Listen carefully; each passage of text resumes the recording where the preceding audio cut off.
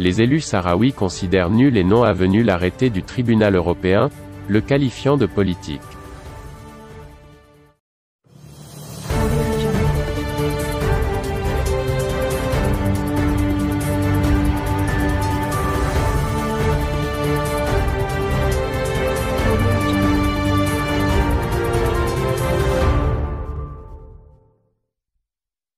Les élus sahraouis issus des régions de l'Aïoun et de Dakhla ont rejeté le récent verdict du tribunal de l'Union européenne, estimant que la décision d'annuler les accords agricoles et de pêche n'aura aucun impact sur le terrain, car les provinces sahariennes font partie intégrante du royaume.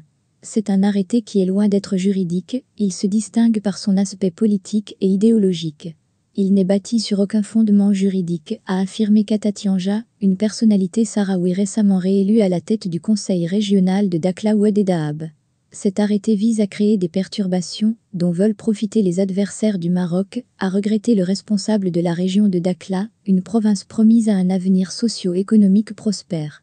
Il faut rappeler que le roi Mohammed VI a dernièrement donné ses instructions pour faire de cette région un pôle économique sur la façade atlantique, avec des projets d'investissement évalués, globalement pour les régions du sud, à Dakhla et à l'Aïoun, à environ 80 milliards de dirhams.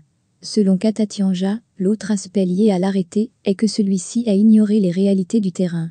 La décision du tribunal veut, regrette-t-il, établir une distinction entre les produits agricoles et de pêche venant des provinces sahariennes marocaines et ceux des régions du Nord, en voulant priver la première catégorie de produits d'avantages douaniers dont profite le Maroc.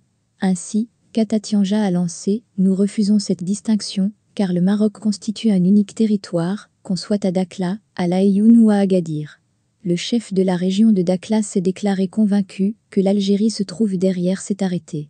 Au sujet de la représentativité sahraoui et de la consultation populaire, Kata Tianja a rappelé au tribunal que 80% de l'ensemble des Sahraouis vivent dans les provinces sahariennes du Maroc. Les élections du 8 septembre dans ces régions, a-t-il indiqué, se sont déroulées dans un climat démocratique et de dynamisme. Le taux de participation y a été élevé, puisqu'à titre d'exemple, ce taux à Ouserd a atteint 80%. Une autre personnalité sahraoui, membre de la tribu d'Ergiba, Mohamed Cheikh Biadiya, a qualifié, dans un entretien pour Elle 360, d'étrange, l'arrêté du tribunal de l'Union européenne. C'est un verdict politique, a dit cet ancien conseiller parlementaire de la région de Smara en rappelant que cette même cour avait par le passé signalé que les séparatistes n'étaient pas les représentants exclusifs de la population sahraoui. Le tribunal n'a pas pris en considération ce fait, ni le développement de la région qui jouit de la stabilité face à un voisinage plein de tensions, a ajouté Mohamed Cheikh Biadiya. D'après cet ancien président de la Chambre des conseillers, la décision du tribunal n'a pas pris non plus en compte que ce sont les populations sahraouis qui profitent des retombées des deux accords. En plus, a-t-il ajouté, il a été démontré en 2019 à des délégations étrangères venues notamment du Parlement européen, que les populations ont été consultées à travers diverses échéances électorales. Le 8 septembre 2021, lors des élections, le taux de participation a été d'environ 80% à Dakhla et de 60% à l'Aïoun, a souligné Mohamed Cheikh Biadiya, également ex-ministre de la Santé dans le gouvernement de Driss Gétou. Cette participation massive constitue pour les habitants l'équivalent d'un référendum, ajoute Biadiya, et de conclure que les régions du Sud connaissent une mutation sans précédent sur les plans des infrastructures et de l'économie.